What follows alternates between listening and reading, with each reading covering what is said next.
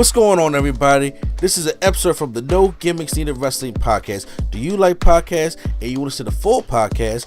Make sure you check out the No Gimmicks Needed Wrestling podcast on all your podcast platforms, such as Apple Podcasts, Google Podcasts, Stitcher, Spotify, iHeartRadio, among many others. But you're listening to the episode right here on YouTube, so make sure you hit that like button and below, and make sure you hit the subscribe button to NC Studios and NC Level Up for all your gaming needs. This is the Nerd Coalition. Enjoy the show.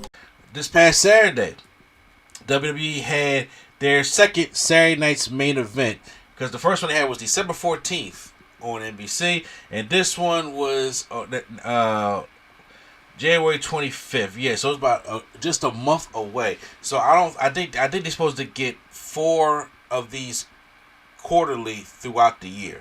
So the next one probably won't be for another 3 months or so. And honestly, and they were coming live from San Antonio, Texas. So we had on the docket, we had the World Heavyweight Championship, Gunther taking on Jey Uso. We had a contract signing for What'd you say, Brian? I'm just gonna say, who thought that was a good idea? Yeah, like, better yet, who in their right mind really thought that thing was gonna change? Yeah, because I mean, Jey Uso's over and everything, but it's like, come on now, it's Gunther. Exactly. I'm sorry. I'm just. Yeah. No. You got to apologize. And then we had a contract signing for the. Now, if it was the Intercontinental Championship, maybe he got a chance. But World Championship over Gunther. I'm sorry. No. Yeah, and honestly, to piggyback off of that, we had an Intercontinental Championship match tonight between Sheamus and Braun Breaker.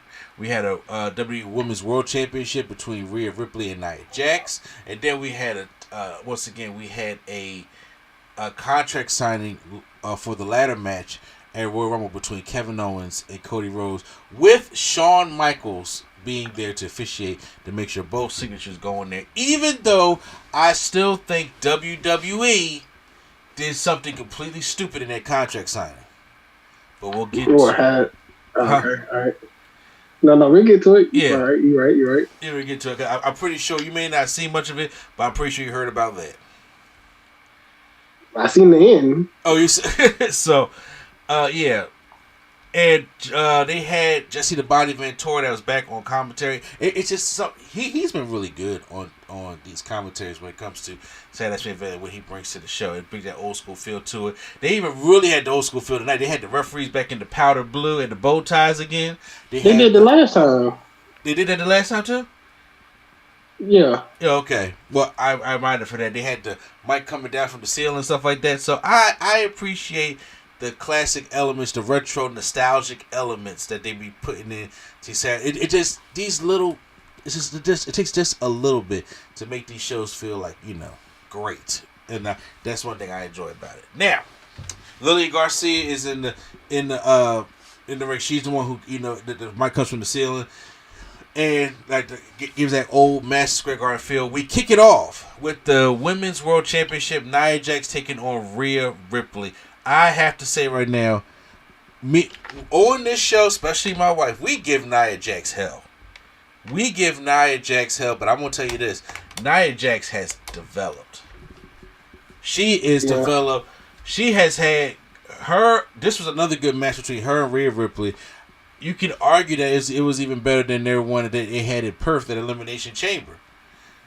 And also, Nia Jax has been having banger matches with Naomi as well.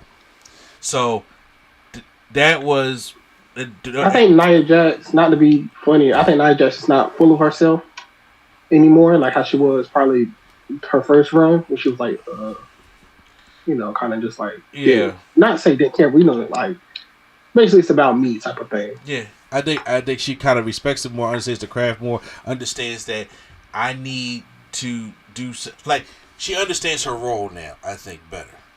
And then since she got fired, she probably was like, yeah, I learned I'm not indestructible.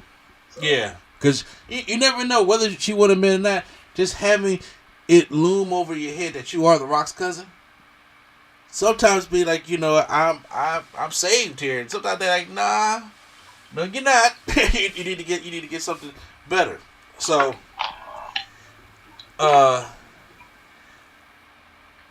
Rhea Ripley ends up winning the match. Actually, I'm not going to give a play-by-play on to the match, but Rhea did show some very, very powerful moves here. Like she got, when she was over in the corner, and when she about to go for Annihilator, she gets up and then she hits Nia. Once she just hit her with a power bomb, and she does hit her with the electric chair drop. Now, Rhea Ripley's strong as shit.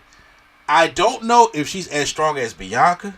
I don't think she is, because Bianca got Nia in a KOD. Rhea is like, she gets Nia up in that riptide. She don't get her all the way up though, but she get her up enough. You know what I'm saying? Mm-hmm. And get her up in an electric chair. Nia, you got to jump with that. Nia probably ain't. Yes. But like it was so impressive when Bianca got her up in that KOD. That was insane. Well, I would say also, it shouldn't. Is it really that much of a feat anymore? What, to get these big women up in the KOD?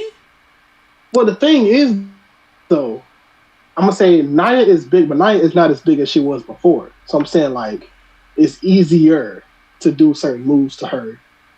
Well, I mean, Nia is still big, but she's not like how she was her first run. So some of these moves I feel like can be easier for her to like, how like Bianca cheats when she picks up big people and put them on the rope and then do the move. Yeah. I feel like she shouldn't have to do that to Nia anymore because of how small Nia has gotten. Yeah, but Nia got something, but she ain't that much smaller. I mean, like, to the point, like, she's still like, if you're doing a class, she'll still be a super heavyweight when it comes to women. Well, yeah. Yeah, okay, because everybody, you still got to understand that Bianca's a freak of nature. Everybody, Selena Vega can't pick up Nia like that, okay? Liv Morgan can't pick up Nia like that. Dakota Kai can't pick up Nia like that. I feel like the people that, like, can just be regular with Nia is probably Rhea, Bianca, and like Rodriguez, Raquel. Well, I'm saying like shit. I don't even think so on Raquel, because Raquel would be struggling sometimes to get people up in the Tejano bomb. Well, yeah. Even though she should definitely be just. She'd be able to do like in one arm, but she'd be like, so. Neither here or there. Rhea avoids, she hits her with a super kick and hits her with a riptide, wins the matchup. I thought it was a really good match, and they work well together. The ending was wild though. Yes. I feel like Rhea just did that on purpose. Pretzel pin, I love it. Alundra Blaze out there with also like with Mark Henry and they had the different Hall of Famers that would be out there for Saturday's main event. But my match, one of my favorite match of the night was this Intercontinental Championship between Sheamus and Braun Breaker. So this is the first Intercontinental Championship match on Saturday night's main event since 1992 when Shawn Michaels beat the British Bulldog. Oh. Yeah, dating. How was I with 5 at that time? 92. So yeah, that was a long time ago. But let me tell you something. Sheamus be having these bangers, and he had another one today with Braun Breaker. And Braun Breaker, I think I see where this is going, because these two just worked really well together, and there were so many near falls. Braun picks up the 20 miles an hour super kick. I love that. Then there was after Sheamus hits his 10 beats to the chest, and then knocks Braun out to the floor. Sheamus comes out there and he leaps off the steps, right? But Breaker spears him in midair. That looks sick. Because I'm gonna tell you a spear that looks terrible later on. Oh, I would have been like, Sheamus, what are you doing, leaping into the air like that? Though? Exactly. But more than they get back into the ring. He connects with a Celtic cross for a near fall. Braun Breaker kicks out, and then Breaker hits a gorilla press slam for a 2 count. Does all that. Now we go to the sequence where Braun Breaker has the straps down. He runs in, but then Sheamus crushes him with a bro kick out of nowhere. Like he hits him clean. Breaker's down, and he kind of falls on him. He hooks the leg and everything, and it's 1, 2, As soon, I mean, I swear it almost hit the 3. They timed that perfectly because it sold me for a millisecond, and I was just like, they created drama on here. Oh, I'm sorry, he didn't kick out. He didn't kick out. He put his foot on the bottom rope because he was close to the ropes. And I was like, and Sheamus like, and the crowd was getting into it. Then Sheamus goes and lifts to give him go for another bro kick. But as he goes for it, he holds his ribs because Braun Breaker kind of like destroyed his ribs throughout the matchup. And it was a good sell. Braun Breaker tries to go for he hits it with like a shoulder tackle. The Sheamus bounces off the ropes and give him like that little bro knee that he does. And then Sheamus goes to the ropes to go for a bro kick. Breaker ducks the bro kick, runs to the other side of the ropes, and hits a spear. And that pins Sheamus 1, 2, 3. Braun Breaker, still in my personal opinion, has the best spear in the business right now. I'm gonna be honest. I don't think, unless he actually say I'm about to have a retirement tour, I don't think Sheamus is winning that Intercontinental Championship. Listen, he was in the back, and like it was still puzzling him. Like he has done everything in this company, in this business, but win that Intercontinental Championship. I still think and he done been on that run for like 2 or 3 years. Like, all right, I need to win this because I never won it. Once again, I do agree with you, but I do think that now, because his timing is everything. Now, me personally, I do think that him and Gunther, they could have tore the house down at WrestleMania, and he could have won it there, but they made a triple threat match. So I was just like, well, that sucked. But I'm saying now, and they didn't want to beat Gunther, but now I do think like if him and Braun want to run this back again, because once again he can get out the picture, build himself back up for WrestleMania, and then, but I mean, give it an incentive. In other words, just like you said, he's been on this run for about 2 years now. What you can honestly do is like this: listen, y'all, I've been on this run for a long ass time. If I cannot win the Intercontinental Championship at WrestleMania, then my career is over. Because it gives you an incentive. It gives you a little bit of drama going into that match. Because then once again, it's like, why would Sheamus keep getting these Intercontinental title shots that he cannot win them? And there's nothing on the line now. So now if you go to WrestleMania, it's like, okay, does Sheamus retire now? Because I mean, Sheamus is, I think, in his 40s, right? Sheamus is well in his 40s, right? Well into his 40s. Yeah. It's like, can he win that only time he never won his career now? Or does he retire because he can be at retirement age, and you can tell that story, and you can tell it at WrestleMania in Vegas. It's a gambling gimmick, so why not do it in a gambling city? Yeah, Sheamus is about to be 47. Yeah. Like, bro, come on now, come on. So, now we're going into the ladder match contract signing. Shawn Michaels comes out in his hometown of San Antonio, Texas. He'll moderate the Royal Rumble. He'll moderate the. Is that actually his hometown? That just what he built from? That's those are two different things. You know? Okay, well, from where I know, every time he's been coming out, he was saying from San Antonio, Texas. Where else would he be from? I know he's from Texas. No, I'm just saying because you know, like The Rock is built from Miami, Florida, but he's not from Miami, so it's like, you know. Where he from? The Rock? Yes. Hawaii. The Rock wasn't born in Hawaii. He wasn't born in Miami either. I look, before I say stuff that may be wrong, I got to go figure it out. You know. I thought he said he was built for Miami because he played for the Hurricanes. Yeah, but he used to live in Miami. So he used to live all over the place. So I have to. That's what I'm saying. Like, he lives so many places. The better example would have been The Miz. The Miz is built from Hollywood, California, but he's from Cleveland. Yeah. Well, yeah. He don't do a by way thing. He don't do the what? Like, it's from Cleveland, Ohio, by way of Hollywood. You know, to be honest with you, I haven't watched that many Miz matches since he's been hanging out with Karrion Kross. Well, my bad. You know what I'm saying?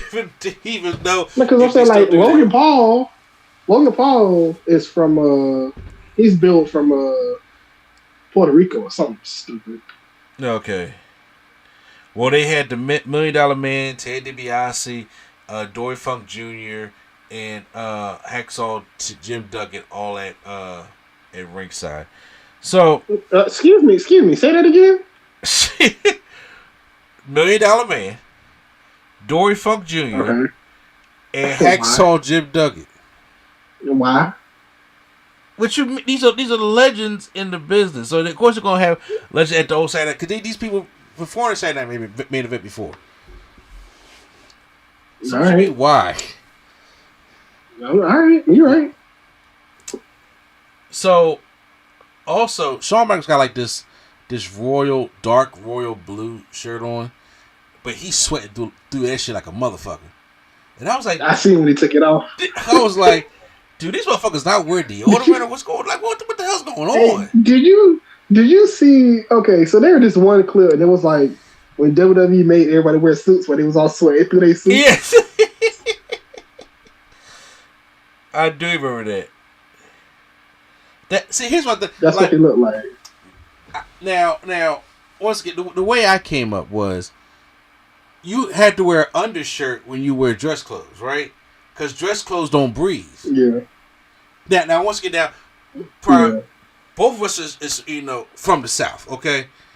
Now that's the way I was taught how to come up. You got to put your powder on to absorb the moisture down there, and then you got to put that's what your underwear is for, and then you got to put your undershirt on or your white beater, however you want to call it, because dress clothes don't breathe. Especially like we get them buttoned up Oxford shirts and stuff like that. They don't breathe.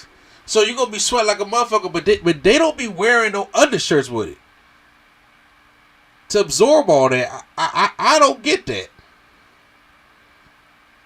Maybe just do things differently, right? So,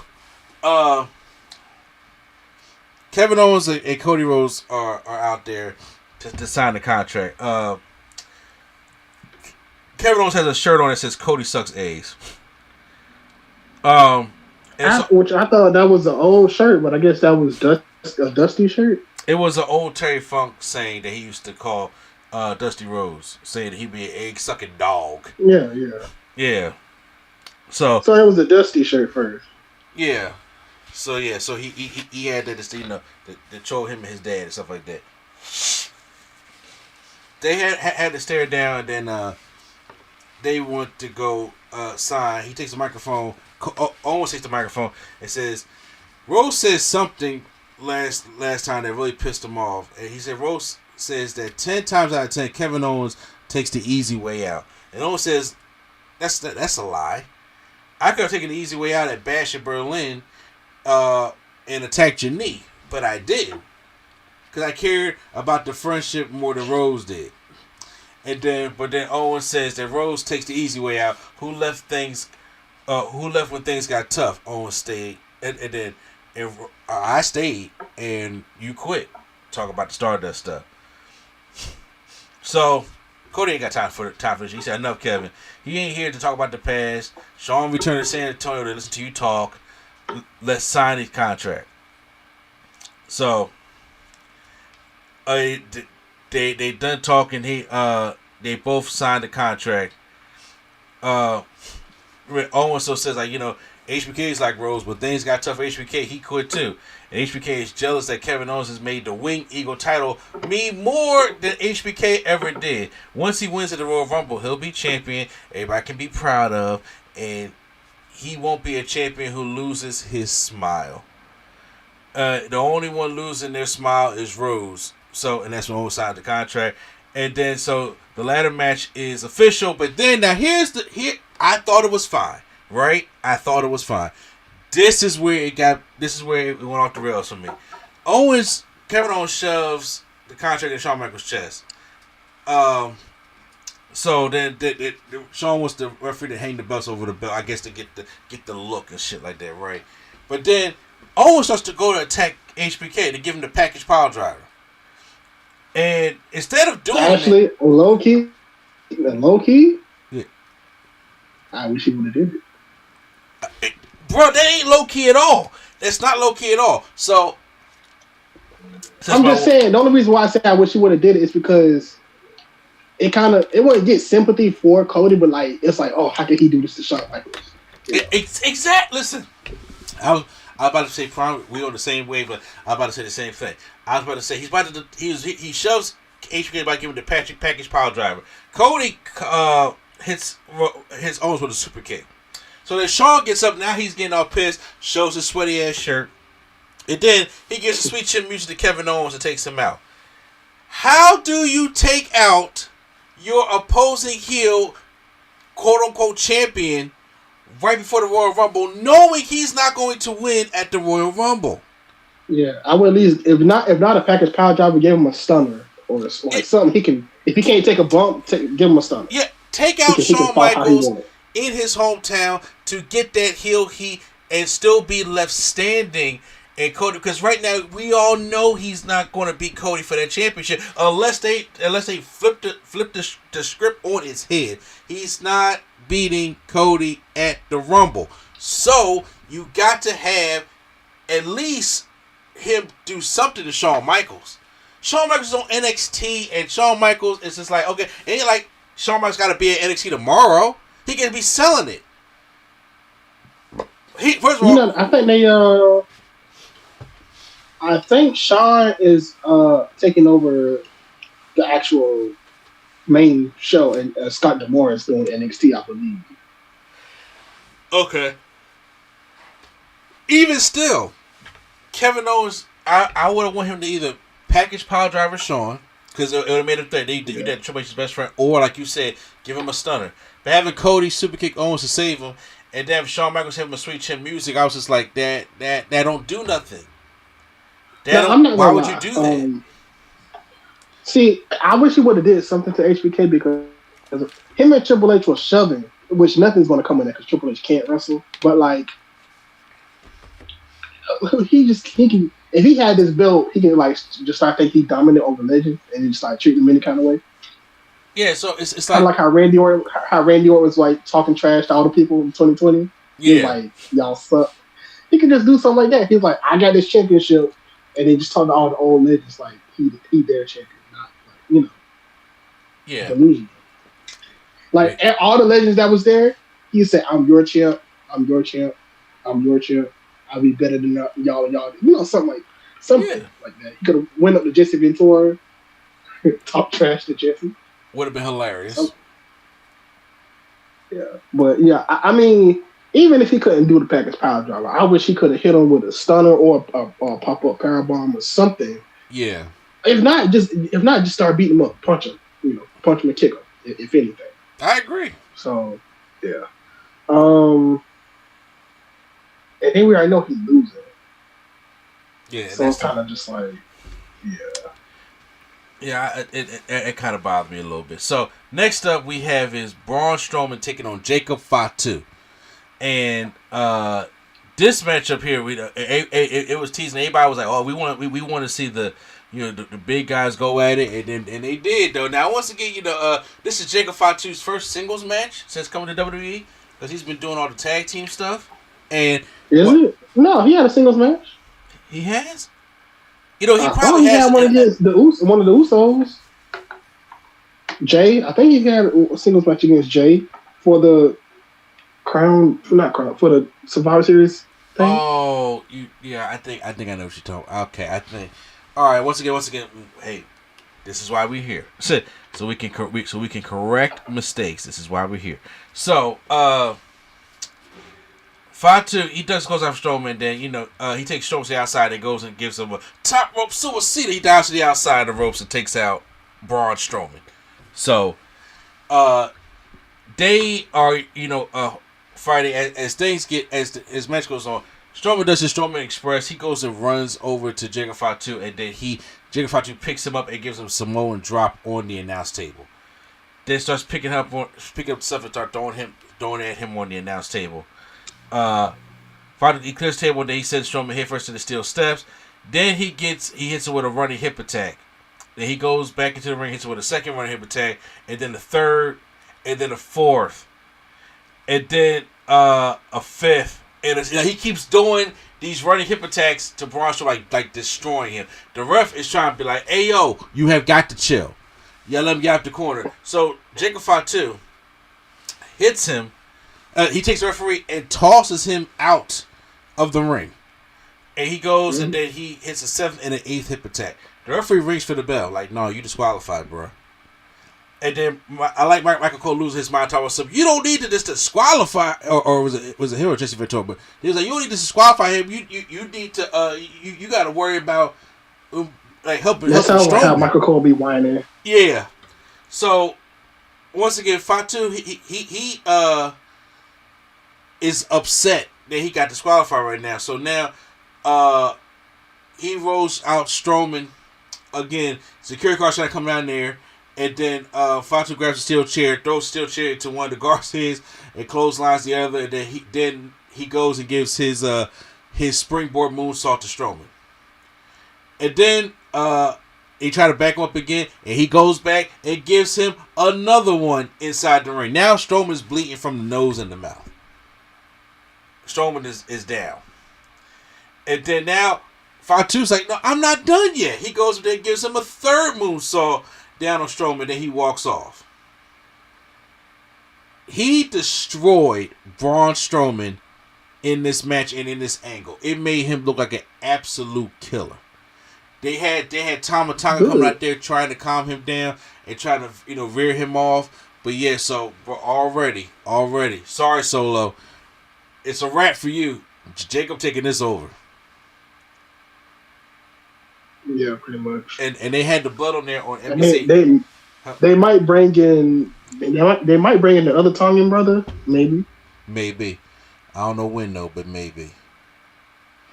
World Heavyweight Championship match. Jey Uso taking on the Ring General Gunther. Look, we already knew what the outcome of this match was going to be. Now, did they have a standard enough match? Sure. Did they have some close calls? Sure. By the way, Jey Uso, as over as he is, I got one thing to say about it. You ready? Mm-hmm. Stop doing the spear. Jey Uso spears are god awful. I feel like he do how when Christian did the spear when Edge retired. I feel like that's what Jey Uso does. It's god awful on the roster. It's god awful. It's kind of like when kids in the house playing spear and you gotta go there with a pretend like, oh my god, it's god awful. I don't go down. I don't. Say what? I don't go down. Yeah, so it was god awful. My cousin do that all the time. He like the spear. I'm like, and I'm talking about he do the full ramp up, Roman Reigns, spear and everything. I just look at him like, all right. Yeah, no, it ain't happening tonight, bro. No sold that shit. I'm not selling. I'm no selling that shit. Yeah. So yeah, that's what I feel like. Gunther, they had a near fall with the spear and the Uso splash, but it didn't work.